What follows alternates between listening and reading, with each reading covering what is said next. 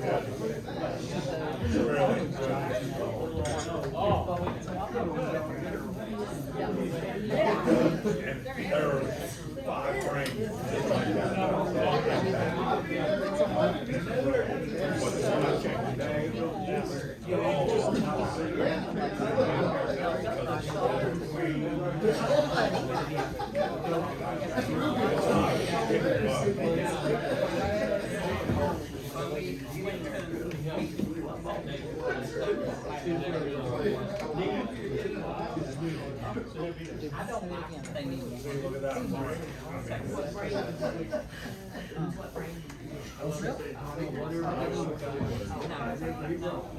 evening. Anybody hear me?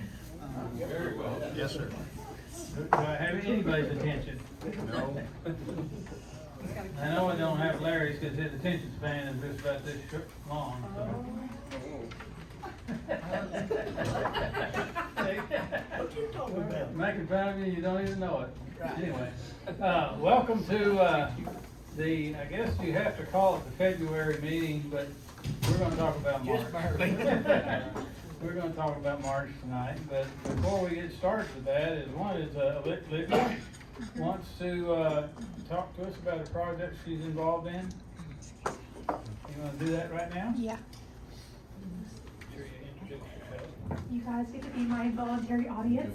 So you guys know, if you don't know, my name is Olivia. I'm president of Arkansas Tech's FBLA chapter, Future Business Leaders of America, and we're focused on creating community-minded business leaders. And part of that is this month, we are working with students at Arkansas Tech and local high schools who have their own businesses. And during the Art Walk on this Friday, we are having a little market where they can display their shops and sell what they make or what they manufacture. I'd appreciate it if you could come. There will also be live musicians and really good food. So yeah, I have the little information flyer right here if you want one. There's also some up front with the sign-in sheet. So I didn't prepare what I was going to say. So that's it.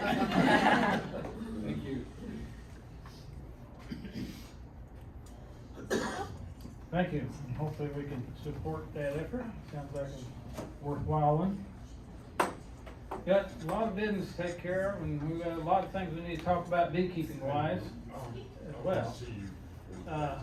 First thing is back there in the back, there's a stack of these little cards that I want everybody to get a few of them. You want them? They're basically, it's kind of like a business card on one side for the club, and the other side has got the beekeeping life cycle of the bee. So you can use that as a reference when you're out in your yard. But anyway, so we had a bunch of these made up, and we just want to make them available to the club for y'all to get or not get, whichever. So anyway, take advantage of those if you wish. Couple boring thing we need to address, where we're really kind of late on it, is officers for this year, and that would be president, vice president, secretary, and treasurer. As far as president goes, do we have any volunteers first? Anybody that would like to run for president? You don't have to all shout up at once. Didn't we vote that as a life job after you got it? Well, I'm kind of, it might have been that way, although I think we need to revisit that if that's the case. I think that's a 4-year I agreed term. to be president, but not president for life. But anyway. I nominate Ron. A second. All in favor? That's how about a railroad job. So anyway, I guess I had agreed to do it at least another year. Anyway, but our vice president was last year was Jerry Hankins. Jerry has said in no uncertain terms that he didn't want that job again, and so that job is vacant. Do we have any volunteers or somebody that we could railroad into being vice president just like you did being president? How about Larry? His attention span's not long enough. So anyway, I don't wanna take a lot of time with this, cause we got other things we wanna do. But we are looking for someone to take that position. Basically, was asked a while ago, what does that entail? I said, well, the vice president does whatever the president doesn't want to do. And- Or can't do, or won't do. But mostly it's just to serve instead of, if the president can't be here to run the meetings and help, with programs and stuff like that. So y'all be thinking about that. We need somebody to serve in that capacity. We don't really have any right now, or even anybody that I could nominate. But somebody, like I said, volunteers. You're not making it very attractive. No, did you come up there? No,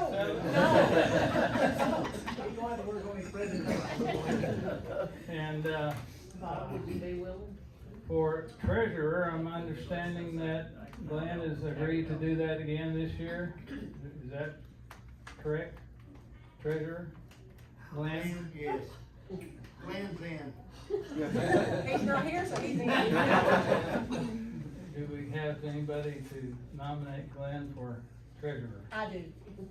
I second that motion. All in favor of Glenn being treasurer? Aye. Is Glenn good with that? Glenn said he did. I believe he did. I heard it, I'm sure he did.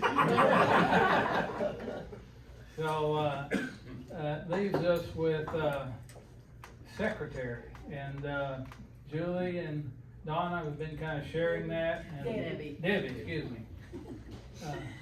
My attention span is as good as Larry's here. But anyway, I've been told that they really want to step down from that, and we have a nominee, that, a young lady that has volunteered to serve in that capacity if we want her to, which we do, I think, and it's Olivia Johnson, has agreed to serve in that capacity for this year. Did you talk to her about the president? I don't have the I time. don't want to play all our cards at once. I'm running like 5 organizations right now, so I don't think. Well, it sounds like a natural born leader, doesn't it? But anyway, so I would like to nominate Olivia Johnson as secretary. Second. I second it. All in favor? Aye. All right, so Really don't let like it be the written president. by the secretary that make it be so. She's willing. Anyway, as far as programs tonight, I don't have anything real specific planned, but I was looking at the, beekeeper's calendar for March, and there's a whole lot there that we as beekeepers need to be doing, and I think we could spend the rest of the evening discussing March and what beekeepers need to be doing. Now, what's going on with the bees is basically they're coming out of spring. I think most everybody's noticed, especially with the warm days, a lot of activity around the hives. People that are getting into their hives. I'm not able to get into mine right now, so I don't know what they're doing, but their numbers are increasing. So you'll be seeing a lot of brood, a lot of new bees. So that makes us understand, hopefully, that with pollen, seems to be a lot of pollen around, so I don't think there's a shortage of pollen, but there's probably not a lot of nectar around. And so what you probably need to do is be looking at is, this is kind of a precarious time for bees because their numbers are ramping up in anticipation of spring, but it's not quite here yet. So they can run out of food. Peach trees are blooming, pear trees are blooming, maples are blooming. I want to tell you that David Laster goes to church with me, and we were discussing bees, and he said, Betty, you better check your bees because mine were full. I said, okay. So, yesterday, put my suit on, sunshine, and I took the lid off, and, I had been checking them, they were doing okay. My top, you know, the nook, was absolutely full, and honey, I could barely pick it up. Good. And it wasn't 3 weeks ago, so you might want to get in there and check, because and the bees were just, brimming, I guess.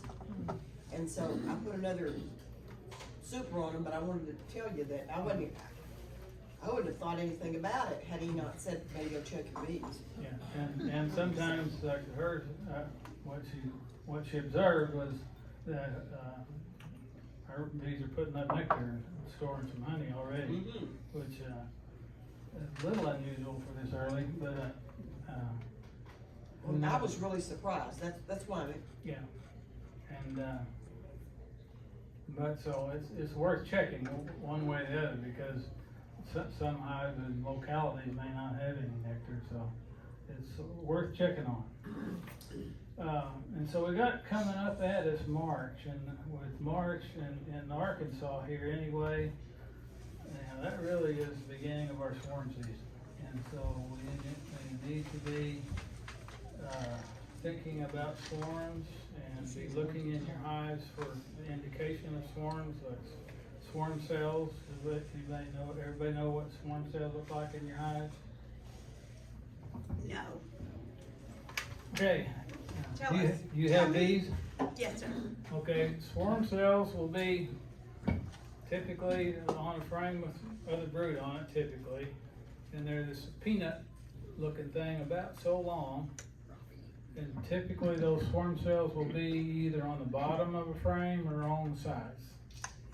I don't have a picture. What do you call those? Swarm cells? Swarm cells. Queen cells. Queen cells. Okay. Queen cells. So he said peanut, it's the peanut shell. Yeah. Gotcha. Very good. You'll know when you see it. Well, I knew what a queen Yeah, looked so- like, but I didn't know what a Swarm swarm cell was. Yeah, It's queen- the same thing. Okay. Yeah, it's just on the Yeah. bottom or the sides. Okay, gotcha. Yeah, I guess it is, right, it is a queen cell that typically this time of year they're making in anticipation of swarm. Okay, gotcha. Thank you. And that's why I call them swarm cell. And so, if you have good and healthy hives, you're gonna probably see them.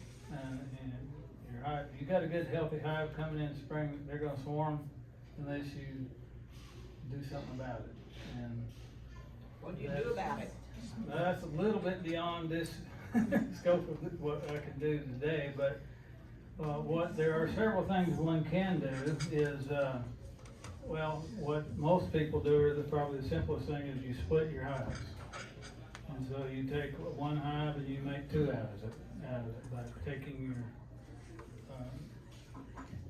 the queen out, or, leaving a queen in one half of it and taking some like eggs and brood and nurse bees and basically another hive, and you take that to another location. That's a very simplistic way of approach, but that's essentially what you're talking about. And there are, or you can, what I do sometimes is when I find those queen cells, I harvest them and put them in a hive to basically make it split that way, along with some bees to take care of and some brood and stuff like that. And so how to mitigate swarming is sometimes beyond me. But that is something that they want to do, and a good healthy hive will typically want to do that. My question, you mentioned harvesting queen cells. Can you do that on plastic foundation? The question is, can you harvest queen cells on plastic foundation? And I think that probably the answer is yes, but it's a lot harder to do that with. Now, what I do, I don't really try to take the cell off the frame. I Yeah. just take the whole frame. Leave the whole frame. That's what I do. That way you don't have to. And if it's got a frame may have 5 or 6 cells on it, and I usually try to limit that to maybe 2 of the prettiest ones. Mhm. You gotta be careful when you're doing this, because they tend to put them on the bottom, certain things tend to put them on the bottom of the frames, and when you lift the frame out, sometimes it's stuck to the one bond, and then you kind of ruin the clean cell. So they're easy to damage, so you really gotta be careful with them, because they put them in a bad place typically.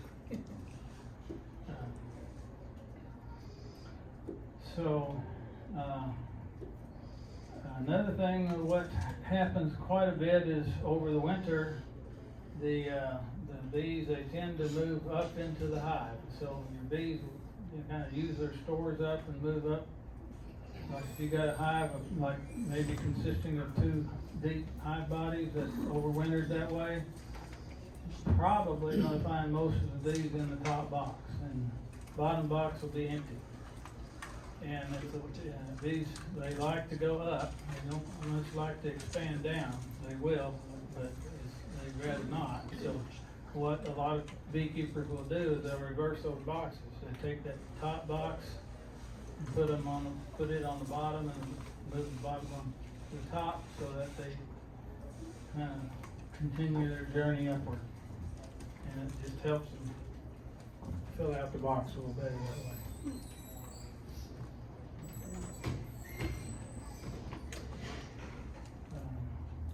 It's a good time of the year. I notice what happens in mine is that after my comb gets old, it starts getting kind of torn up, and there's spots they don't build comb on, or they don't like it. It just gets kind of old and funky.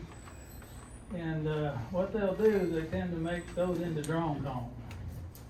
And I think my opinion is they make too many drones anyway, so I don't want to encourage them to make more. So it's a good time that those are combs that you probably need to take out of the hive and just and replace them with new comb, and recycle your frame, put in new foundation, stuff like that. So. Ron, how do you tell how long, what's the age on something like that when you start pulling that old comb?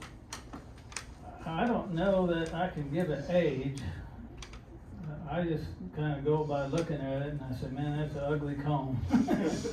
And By the structure or the color? well, mostly by the structure of it. Now, it'll be, after 3 or 4 years, it's getting pretty dark. John, how long do you typically yours? You know, the past 5 years, typically, it's hard, it's black, it's got spots that they're already refusing to use. I've seen them quit using frames. That the foundation gets so old, so after 5 years, that you need to be considering rotating it out. Okay, what about 2 years, 3 years? 2, 3 years, 4 years, up to that 5 years, those bees will use that. As long as they're still putting brood in it, it's still usable. They will at some point basically let you know they're done with it. They may be using part of it, a third of it, none of it. But, I mean, they'll give up on it at some point, and at that point, it's probably got enough propolis and debris and just use from being on it that it's gotten too hard for them to raise and cap. Does that answer your question? Yeah, I've got some that's pretty dark and it seems a lot harder than the rest, and I'm only in my 3rd year, going into my 3rd year. So, I was considering throwing some of it away, but it seems like a waste, it's only 2 years old. Bait your traps with it. Yeah, stick it in swarm traps. That's what I've been doing. Get them all set. Yeah. Which, kind of use that as a segue into the next thing, is if you're inclined to want to catch swarms, and you want to use traps, probably now is the time to be putting them out. I put out 2 of them Sunday. I say I did, my son helped me.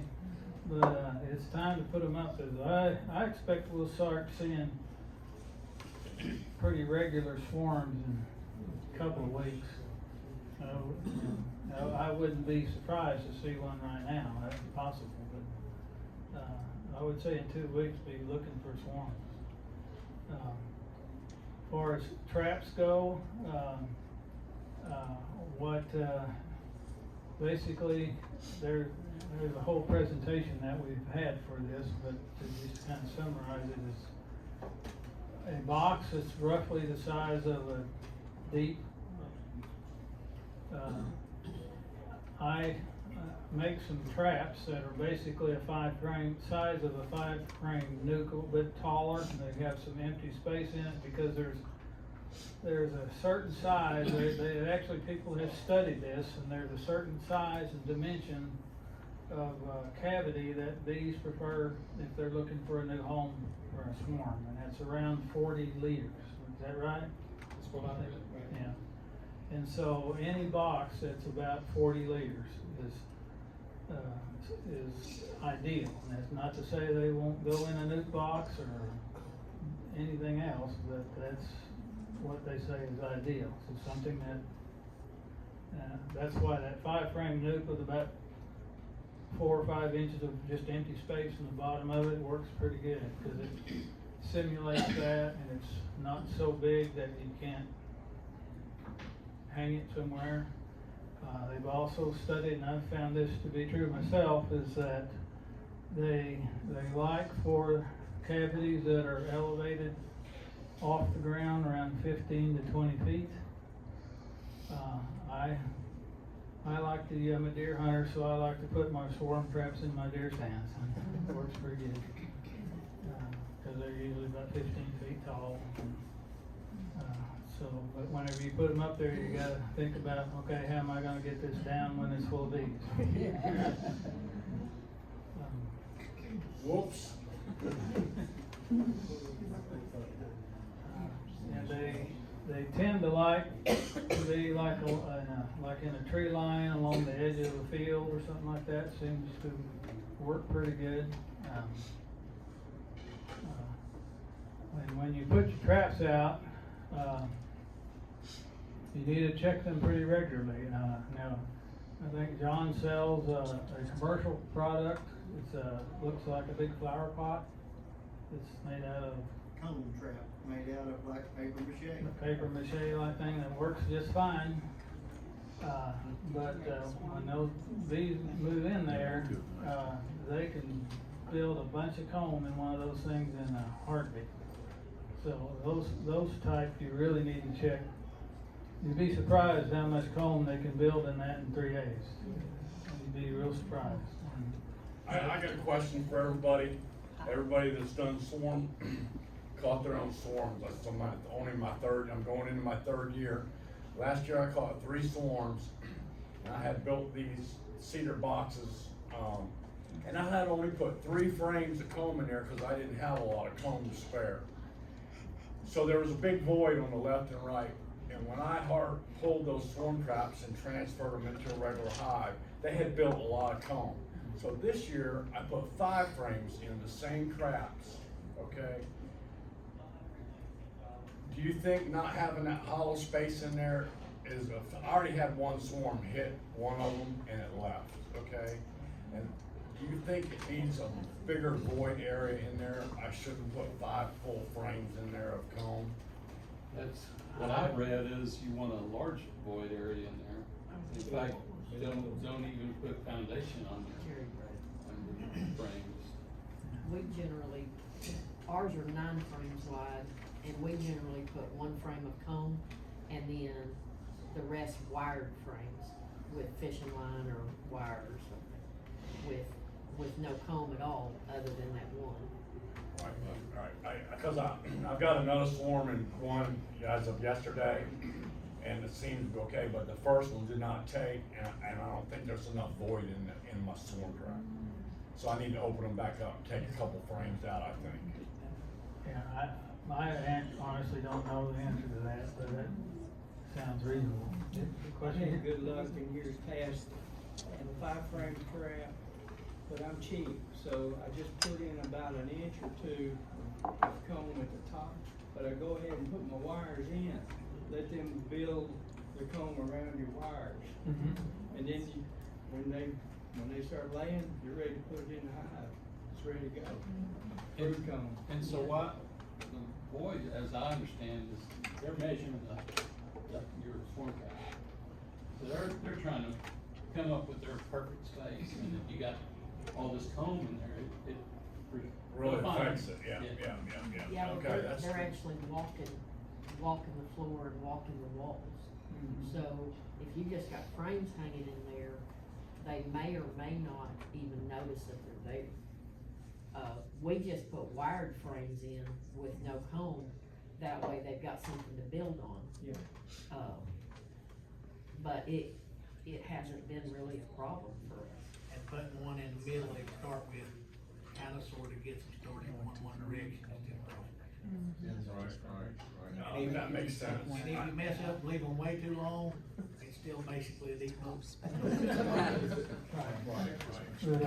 But I think a key to it though is to have like at least one frame of old comb that's a real strong attractant.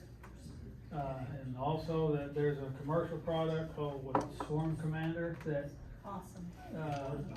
that works really well as an attractant. I use both. And, now some people will use, cotton ball and just a little bit of lemongrass oil, but I think the Swarm Commander works better. It are too. Do what? It are too. Yeah, yeah, we won't talk about the price of it. I didn't say price. I won't even think about it. So, anyway, any other questions or topics that we'd like to do some kind of out here? I have a question, basically for John. I got a friend that lives over in Van Buren, and he lost his hive, only one hive, and he was wanting me to ask if you were when you were gonna have nukes come in, and if you were gonna have any extras. He hadn't got his name on the list. We are still taking orders for nukes. Still taking orders? And we will have bees available in May. Bees in May, okay. These guys that are ordering it, they're definitely gonna be in May. They're gonna be in May, okay. I'll get with him and tell him to call you and get on that list. Yeah. What's your count up to, Don? Well over 500, I think. Oh my God. Record? Yeah, it will be, but we'll sell more this year than he has since we've been open. So he's had a great winter and he's gonna have a lot of bees. Anything else? I see some new people here. Got any questions, newbie questions? I don't even know what to ask yet. Run. Happy to be here. So, let's provide a little bit of just good information. If you're ordering nukes, get two. I got A three. minimum of two. Don't get three. Three. John hooked me up. He said, what do I I need? think Mike went above me out, I think you got 3. Got didn't it. you? You just, And the reason for that is you got something to compare to. yeah, You lose a queen, and you can grow a queen from your other yeah. frames or other. I'm looking forward to it. Ron, we might introduce Mike and this gentleman, I didn't even catch his name. My name's Charlie Dillon, like Matt Dillon. Glad to meet That you. would be easy. And your name is Mike Bradshaw? Mike Bradshaw. Glad to have you on. Terry Bradshaw's brother. Yeah. No, my oldest brother has bought bees from John for a long time, I just never made the connection. And he's actually coming back this time too, he's bought 4 more nukes, so we'll both make it a turn. It's kinda nice, cause he'll help me install them. You don't know that yet, but he's gonna. I just called this meeting. How many more, do we have any other new folks? Miss Elizabeth came, And then Ron, Missy. or West Carter County. Missy Griffin. He said he's in my phone. That sounds a good drive. Well, so, any other thing? I'm glad to have the new people here. We really appreciate you coming and hopefully we can help you. I guess that leaves us with the door prizes. Well, question for John. Your swarm list that you have for people that call, that have swarms, that you can call and send, are you gonna update that? Are we starting fresh, No, or are you yeah. going from last year? Well, I've got last year's obviously, but I mean, we can, any updates or, you know, I've got people on there that was there last year that I haven't seen in a month or two, so, you know, it's still gonna come down to, we're gonna start down that list, and those that answer and say, I got time, well, you're it. In case you were wondering what that was about, John at Central Beekeeper Supply is kind enough to, maintain a list of people that, what happens in the spring, starting sometime next month, is that often people will be out in their yard, so there's this wad of bees out in my yard. Does somebody wanna come get them? And so John will go to his list and start calling people. And if you're available, you go and try to capture that swarm, you get so-called free hive of bees. I'm not sure there is such a thing, but anyway, if you put your name on the list and you get the call, you understand that you've got to drop whatever you're doing and immediately beat feet, because you may have minutes or you may have a day or so, but you just don't know. That's another thing to do is, if you want to catch a swarm, and once people figure out that you're a beekeeper, people, they sometimes find you and call you, or you get opportunities that you normally wouldn't get. But have your gear together, everything that you think you're gonna need to capture a swarm, which some of the things I can think off the top of my head would be a ladder, as tall as you're comfortable. Need some sort of like a pruning shear, something like that can cut limbs, maybe a little saw, box to put them in, your beekeeping suit and gloves, veil, that sort of thing. It's good to have like a bee brush and some old comb. It's really good at help capturing swarms, because I caught a swarm once. It actually had a nuclear plant on a railroad track on the iron. It was in March, cold day, and I was trying to get these bees off this railroad track onto this box with a bunch of people standing around wanting me to get this done. But what I found was that if I just stuck that comb up there, they were really ready to get off that old cold steel. And so they'd crawl out on my comb, and I'd just shake them off and did that. Pretty soon they were all in there. I took my bees and left. You put a little honey on it. Yeah, but a little bit of comb works pretty good, because they get attracted to it. Sugar water in a spray bottle is good too. Sugar water and spray bottle. All right, I have a newbie question. Sure. Okay, so when we were having the classes and stuff, they were talking about how you had to have the inspector out and stuff like that. So if somebody calls you and you have a swarm, how do you know it's okay? It's not required for swarms. But you can take it back and put it in a hive unit? Oh, yeah, okay, the question is, You can use that swarm, and no one has to be involved with checking it, they have no group.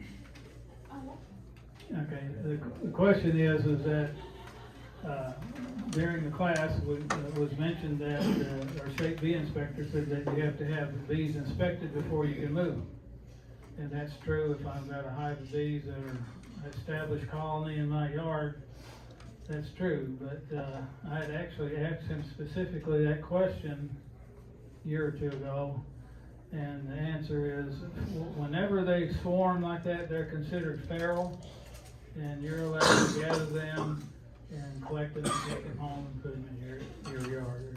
There's absolutely nothing that you need to do as far as the state goes then. Now, once you get them in the yard, get them established, all the normal rules apply. And if you can't come and get the swarm, let the next person on the list go get it.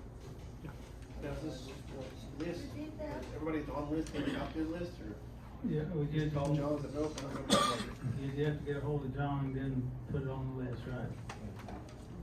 Yeah, just understand as I start down through there, Yeah. if you're a no, I need to know, Yeah. cause they've called and said these bees are here now. Yeah. Not a, hey, can I call you back? No. Yes or no, and then I move to the next one. Gotcha. But yeah, call me, I'll be glad to put your name on Yeah, it.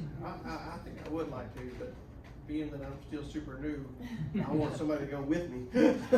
So, That'll be tricky on short notice. yes, it would. Because, understand that, you know, that swarm of bees, once John finds out about it, there's no telling how long they've already been there. They could have been there 5 minutes, or they could have been there 5 hours, or 3 or 4 days, you don't know, it's just, and They may already be gone. Or you may get there just in time to see them blow away. I have done that before. I had one at my house once, and they were on a nice low limb, and I'd come home from church and said, "Man, there's a swarm." So I ran to my shop and got my stuff, and we're talking 15 minutes. And I got back out there, and they were just taking off. Here's the answer to the newbies that might be thinking, the reason they're there swarming, they're resting because their scouts are out looking for a new home. So they're not gonna be there long. As soon as the scouts come and tell them we're going, then they're gone. Yeah, so, like I said, you don't know how long It's they. not just human being in a hurry, it's newbies. In a hurry. They have a house. Now that, because they could be there, like I said, they could be there 5 seconds or 5 minutes, or I actually have seen them there a day or two, but, that's not normal. So is it basically the same as like setting out a trap, or is it more common to like you do, just trying to scoop them into a box and then? Every situation's different, there's no way I could tell you exactly how to capture the actual act of capturing a swarm, because you have to figure that out every time. Because every situation is different. The ideal situation is they land on a little cedar tree about that big around, and you go around there with the shears and cut it off and set it in your box and go home. That's the ideal situation, which means it probably, it does happen, but. But it's unusual. So that's a chance for you to exercise some of your ingenuity and inventiveness and engineering and all sorts of things. It's really fun. I really like catching swarms, and even if I would just give them away, I like catching them. And maybe John has like 5 questions he asks the person when they call and say they have a swarm. Are they actually honeybees? Most people Yeah, don't but know those that. people don't know. They the don't answer. know. They They're don't flying. know. Yeah. Well, and that's another thing, Yeah. Patty brings up a good point, is that you have to understand too, is that whenever you get a call that I've got a swarm of bees in my house, or at my house, that could be yellow jackets, it could be 2 bees on a limb, Yeah. it could be bees that are living in their house, And they just didn't know it. They'll call it a swarm, and, but they're living in it. and so that word swarm, well, to us beekeepers, that means something very specific. To the general public, it's anytime you got 10 or more bees together, that's a swarm. Yeah. And so sometimes, more than once, I have gotten to the property and realized that, okay, this is not a swarm of bees, this is a colony that's living in your house, and I don't want anything to do with it. It's a removal. Yeah. Hey, Ron, there's a couple other things for your arsenal if you want to go out and catch swarms. One I've used is just a sheet you can lay on the ground. If you Very can't good. get your box anywhere close to get them in, you can put a sheet on the ground, put your box anywhere there, shake the bees onto the sheet, and they're gonna go into the box. So nice little march that they do. The other thing is, I've seen this only online, but these butterfly kind of container, it's all screen, and it's a zipped close on it. You can open that thing up there and just set it up over a swarm that's hanging down, shake it, zip it, and you go. I saw that on the Hallmark Channel the other it was butterflies. But yeah, that looked cool. That's a good idea. Something that I find works quite well is 5-gallon bucket, and you can get these little paint strainer things that got a little elastic thing that goes around them, so you put your bees in there, and you just stretch that paint strainer over the top of it, and that'll keep them, they can, ventilate it. Line in your car. Patty Ward made some. Yes, I don't know if she still does it or not. There was a lady that is in our club that had made a special thing just for that. They work really good. I don't know if she's still making them or not. But the thing about the sheet or a little piece of, I like to use white because it's easy to see the bees, but what I will typically do is I'll sit in my box, whatever I'm gonna put them in, on the ground, because you're gonna spill bees all over the place most of the time. And, but once you get that queen in that box, all you gotta do is sit and watch them march in. Swarms are just pretty cool. I hate for my bees to swarm because it's like there's half of a box of bees flying away, but it's pretty awesome to sit and be in the middle of that. It's just downright awesome. And, I like catching because it's like a puzzle or problem to solve every time. It's just a lot of fun. I guess I shouldn't try to, but this year I don't know if I'll be able. It'll have to be really easy swarms. Very rewarding. Anyway. It's not so cool when you're in the middle of one swarm and another hive fires off. No, yeah. And I've had that too. I came home another time. If I go to church, I'm like, okay, there's chances to get out of here, because I come back there, a swarm in one tree and then a swarm in another tree.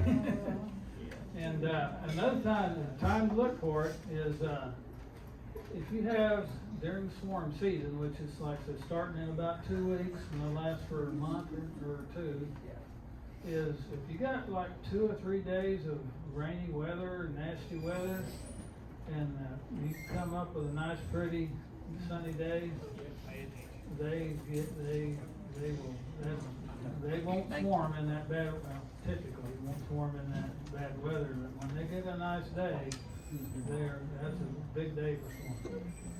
And most of the time when they swarm, it's between 10 in the morning and 2 in the afternoon. Midday, yeah. So it's, you can watch them during that 4 hours and do pretty good. Okay, that being said, I think we're about ready to wind up the meeting. Where I am anyway, my knee said time to sit down. But we have a bunch of door prizes up here, and